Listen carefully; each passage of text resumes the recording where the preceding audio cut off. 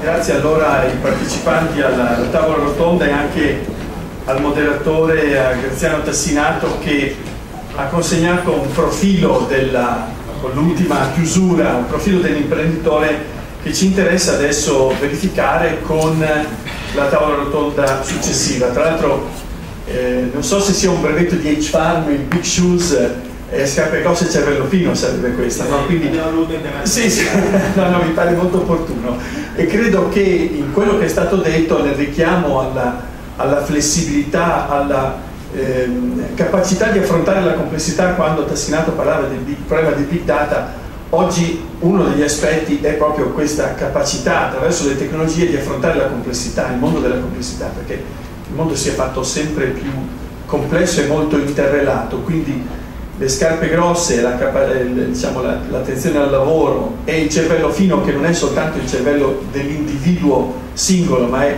l'insieme dei cervelli che si riescono a mettere intorno all'idea imprenditoriale, forse possono davvero valere, ed è stato bravo chi ha fatto questa traduzione. Non so quanto gli inglesi capiscano bene questo grosso e il big, ma insomma va bene così, perché è un messaggio secondo me sicuramente interessante e anche divertente e attuale. Allora, la seconda tavola rotonda riguarda invece gli imprenditori, il punto di vista di chi sta affrontando o si prepara o ha già affrontato la sfida imprenditoriale. Allora, Morbiato Massimo di Ezzenia, chiamo ad essere qui con noi Gasparoni Lorenzo del progetto Gaskai, Carlo Ianna del M al Cubo E, Francesca Romano di Atuma,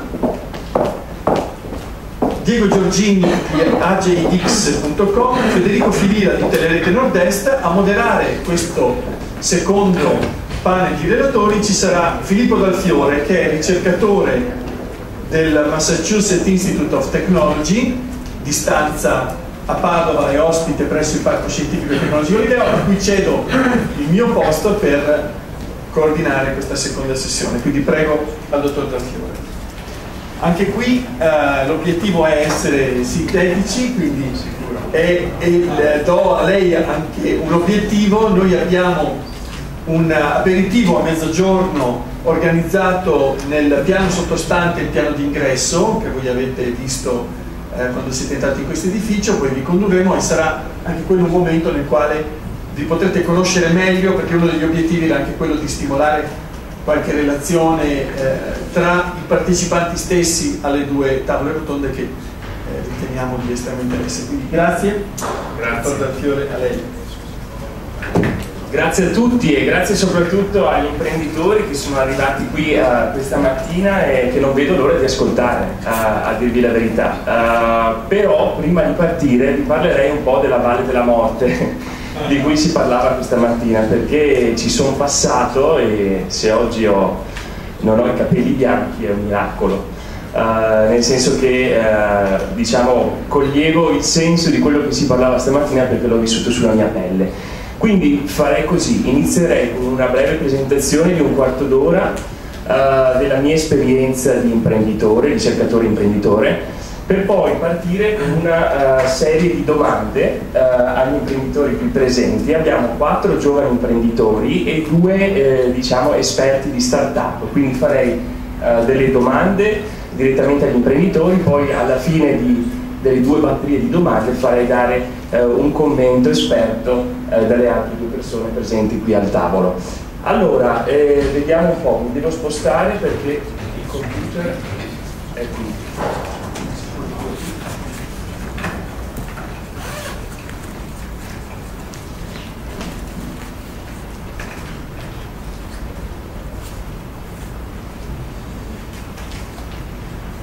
Allora, mi chiamo Filippo Dalfiore, sono partito da Padova con una laurea in scienze della comunicazione 10 anni fa. Dopo la laurea ho fatto qualche esperienza come giovane assegnista ricercatore in Italia, per poi decidere di andare all'estero, un lungo percorso di PhD e dottorato anglosassone tra l'MIT e l'Università di Amsterdam in econometria e analisi di dati, quindi cose opposte rispetto alle scienze della comunicazione, volutamente opposte. Durante questo lungo percorso ho avuto la fortuna di incontrare tanti ingegneri, di lavorarci, e con uno di questi ingegneri, che poi è stato il mio supervisore durante il PhD, ho deciso di lanciare una startup basata su una tecnologia originariamente inventata dentro il laboratorio di MIT di Carlo Ratti, con cui lavoro da tanti anni. Allora vi racconterò del nostro percorso dall'università al mercato, quindi i contenuti di questa breve presentazione. Cosa facciamo? Anzitutto dall'idea alla registrazione dell'impresa, la ricerca di finanziamenti, la formazione del team, la costruzione e il testing del prodotto, la composizione di una nuova catena del valore e poi, ultimo ma non meno importante, quelli che sono a mio avviso le lezioni che io ho imparato, le famose lessons learned, per i ricercatori e imprenditori, che mi sento di condividere con voi.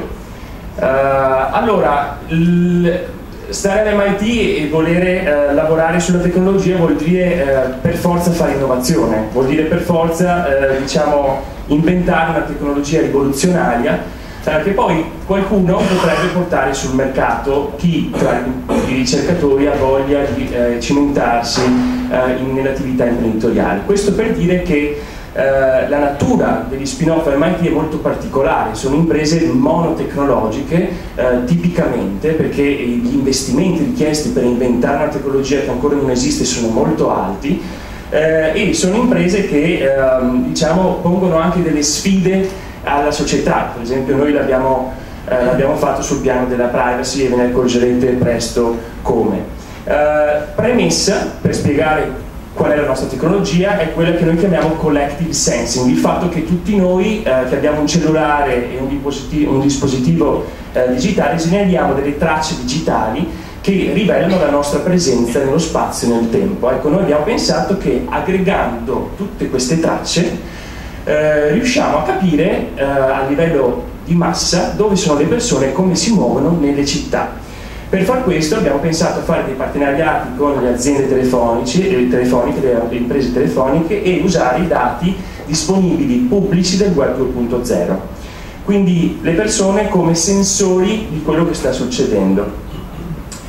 Allora, il flusso del lavoro proprio della nostra tecnologia è passare da un dato grezzo, per esempio i dati delle torri telefoniche, quante telefonate sono state registrate dalla torre TIM che copre questa zona del centro di Padova, a una informazione anche visuale che abbia un senso per qualcuno.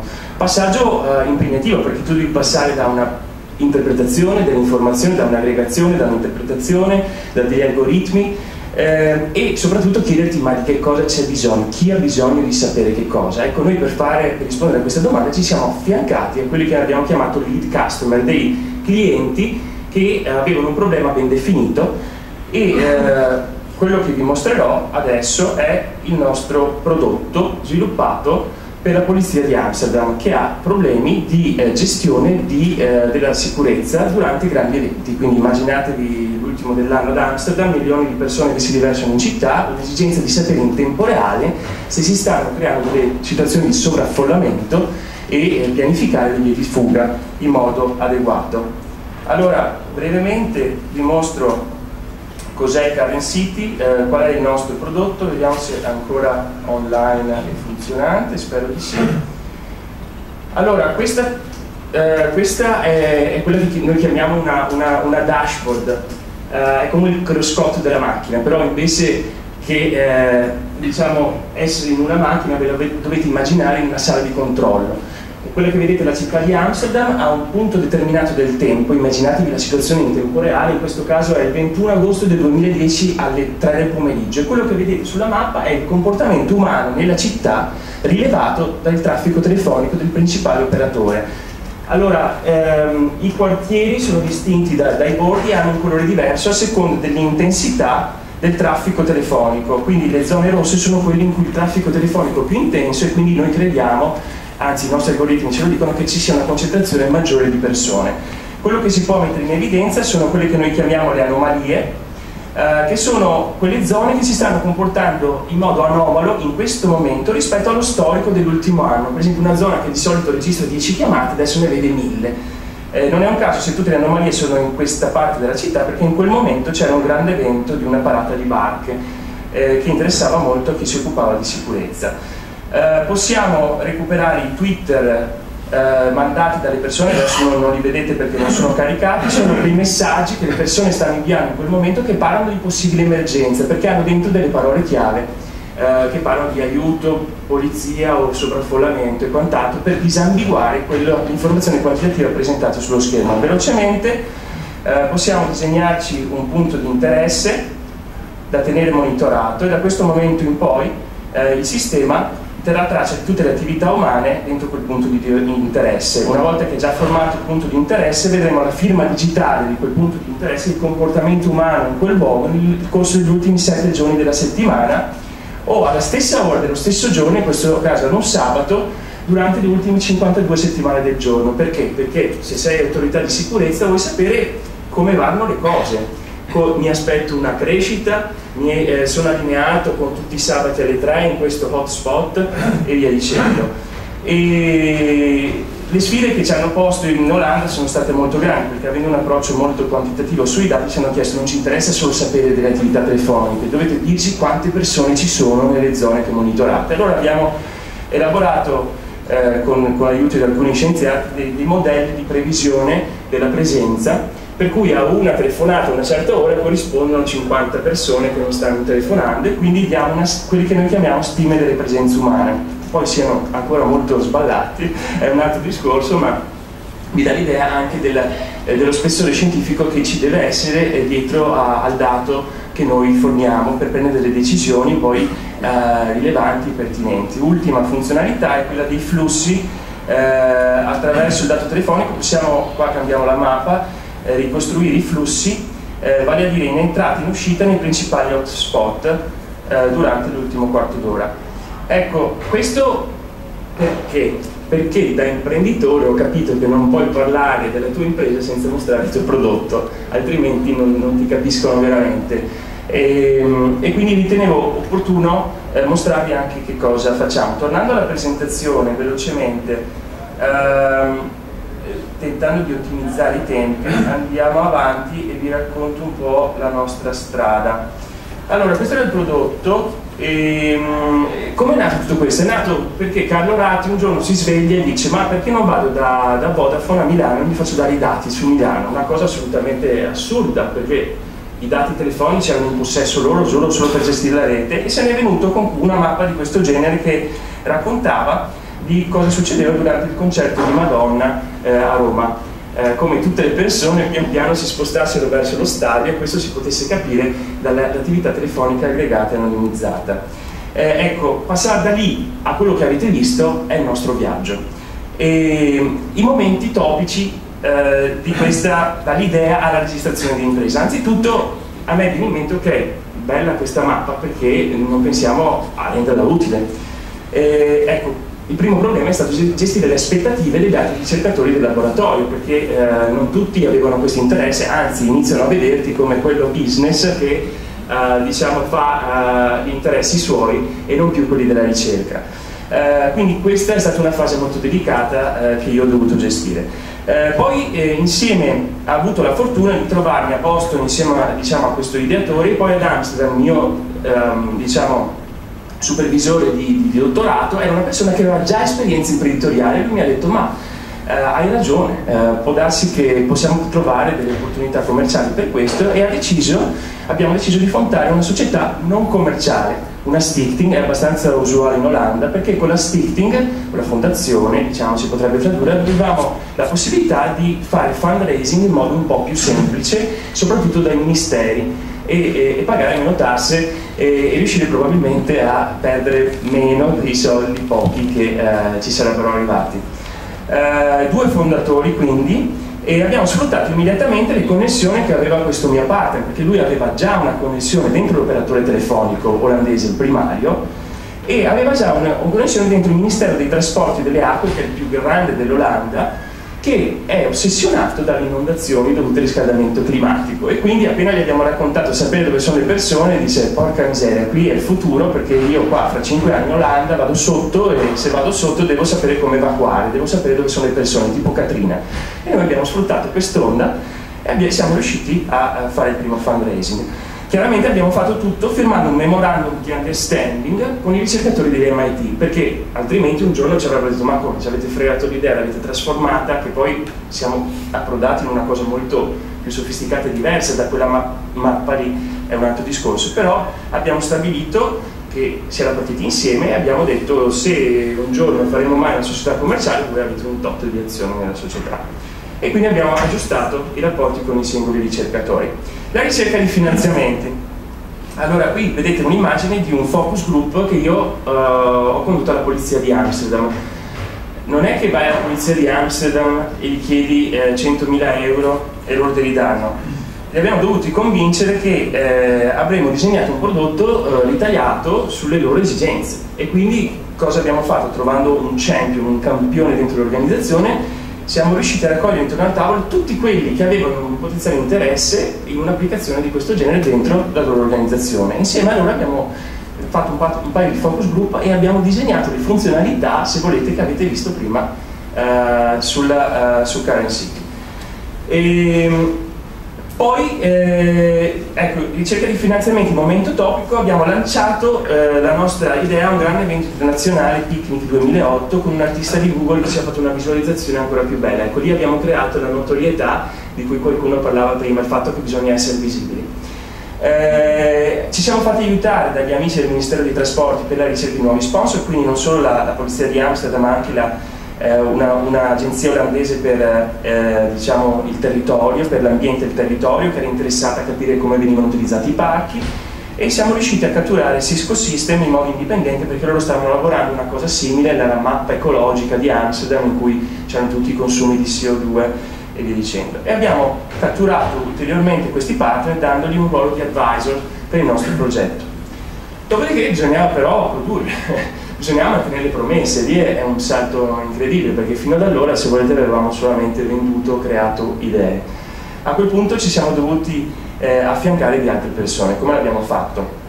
Abbiamo fatto riconoscendo che il nostro background era limitato. Io provenivo da un'estrazione di diciamo, marketing, comunicazione, il mio partner era un ingegnere con un background di IT.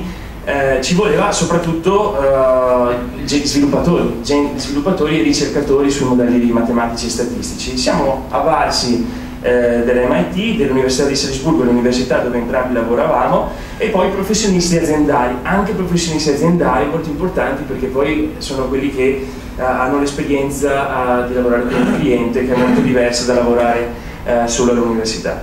Abbiamo reclutato immediatamente una risorsa che ci faceva lavorare sui dati, che sapeva mettere le mani in GIS nei dati, perché senza quella persona non andavamo da nessuna parte, e abbiamo costituito due team, un team di sviluppo e un team di ricerca, con uno sviluppatore senior e un scientist senior che ha supervisione di tutte e due. Il team sparso per l'Europa totalmente, io in Italia, altri in Olanda, Polonia, Portogallo, e il nostro punto di incontro era giornalmente su Skype, la chiamavamo Piazza Skype, alle 4 ci si vedeva lì, e i pro e i contro di lavorare in questo modo: innanzitutto i costi più bassi di ufficio e di salari, perché nessuno lavorava full time per noi, o comunque in pochi, non potevamo pretendere che fossero sempre lì per noi, però i costi e gli idee e i contatti erano più vari. I cons, quindi le cose negative, sono la lentezza nel coordinamento, perché se c'era un problema poi va a voglia a recuperare tutti su Skype, chi era dalla nonna che stava male quei 2 giorni, quell'altro che era dentro l'università perché aveva ancora un corso, era abbastanza difficile, specialmente con i giovani professionisti e l'occorrenza di problemi tecnici. I giovani poi chiaramente si buttano su tante cose, sono più difficili da tenere focalizzati. E velocemente verso la conclusione, non voglio rubare altro tempo poi a quello che hanno da dire gli altri. Costruire e testare il prodotto, eccoli. I momenti topici sono stati questi. Anzitutto dovevamo fare qualcosa non solo per Amsterdam, ma anche scalabile geograficamente e a livello di data layers, dove un giorno mettevamo i dati elettronici, ma un altro giorno abbiamo messo altre tipologie di dati. Ossessionati dall'usabilità, dell'interfaccia e dalla semplicità. Quello che è stata la nostra croce delizia è che la polizia di Amsterdam ci ha messo un'agenda, cioè degli obiettivi di deliverable spaventosa, nel senso che noi entro l'anno dovevamo dimostrare che questa cosa funzionava dentro una sala di controllo. e quindi praticamente in 6-7 mesi saremmo dovuti arrivare a quello che avete visto sullo schermo. Ecco, quindi siamo partiti dal focus group, tutto il nostro lavoro era orientato a questo testing dell'ultimo dell'anno, scadenze incredibili, alti requisiti sulla funzionalità di prodotto, questi qua che ci dicevano noi dobbiamo sapere con uno scarto del 10% di precisione quante persone ci sono nella piazza tale alle 21, e quindi lì già noi avevamo grossi problemi. Alte aspettative create, il nostro champion dentro la polizia di Amsterdam aveva, diciamo, venduto il progetto come una cosa rivoluzionaria e via dicendo. Ovviamente come è andata a finire è un fallimento, nel senso che anzitutto abbiamo scoperto quello che non potevamo sapere, che i dati avevano dei limiti intrinseci, nessuno ci aveva lavorato prima, ma i dati non potevano essere così precisi come noi ci potevamo sperare, non potevano essere trasformati, fatti diventare oro. E poi il gruppo di ricerca, con quanto qualificato, quando bisognava stimare le presenze, si è trovato con una complessità che anche le equazioni che sono state prodotte poi non hanno tenuto, perché hanno fatto delle verifiche poi con delle foto dall'elicottero per confrontare quante persone effettivamente c'erano state e quante ne avevamo previste, e le cose non sono andate molto bene. Oltretutto Cisco ci ha dato un'agenda frammentata, però alla fine siamo riusciti a lavorare con lui al Shanghai Expo, abbiamo fatto una cosa migliore con loro, insomma è stato un anno veramente tosto. Dopodiché, finito quest'anno, poteva andare, bisognava capire come proseguire, e chiaramente non bastava aver fatto l'esperimento, bisognava costruire tutta una nuova catena del valore, e quindi abbiamo scritto un business plan con un fondo di private equity olandese, abbiamo firmato un memorandum di understanding con l'operatore telefonico, le conversazioni che avevamo erano completamente diverse, adesso se vediamo i dati a scopo commerciale quanto ci pagate, e poi quello che è successo è che c'è stato uno scandalo sulla privacy in Olanda, non dovuto a noi, non coinvolgendo noi, però ci hanno chiamato gli operatori e non ci avrebbero più dato i dati. Ecco, a quel punto eravamo a terra completamente, e lì ci voleva il famoso piano B a cui non avevamo mai pensato e che abbiamo dovuto tirare fuori con grande fatica. Cosa abbiamo fatto? Abbiamo preso la valigetta e siamo andati negli Stati Uniti.